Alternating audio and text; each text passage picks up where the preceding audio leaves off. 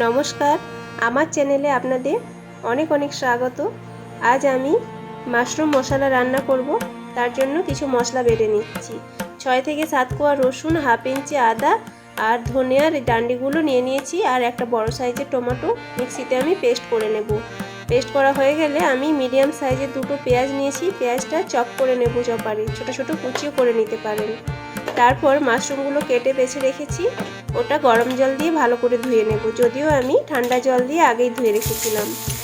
ধোয়া হয়ে গেলে একটি কড়াই গরম করে মিডিয়াম টু হাই হিটে এটাকে 2 মিনিট ধরে নাড়াচাড়া করে নেব। তারপরে আরেকটি কড়াই বসিয়ে ওতে 3 থেকে 4 টেবিল চামচ তেল দিয়ে গোটা গরম মশলা আর পেঁয়াজ যে কুচি করে রেখেছিলাম ওটা দিয়ে দিলাম, আর সামান্য লবণ দিয়ে এটাকে লাল লাল করে ভেজে নেব।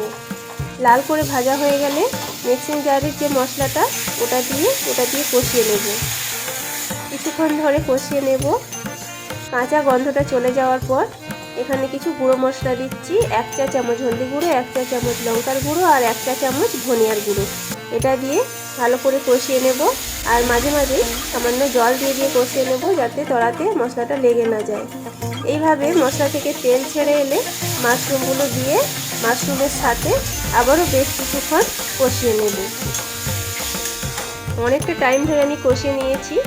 এইবার স্বাদ মতো লবণ আর হাফ চা চামচ চিনি দিয়ে নাড়িয়ে নিচ্ছি। তারপরে 2-3টে কাজু আর 1 টেবিল চামচ পোস্ত বেটে রেখেছিলাম, ওইটা দিয়ে দিলাম। এইবার সব কিছু একসাথে আবারও কষিয়ে নেব।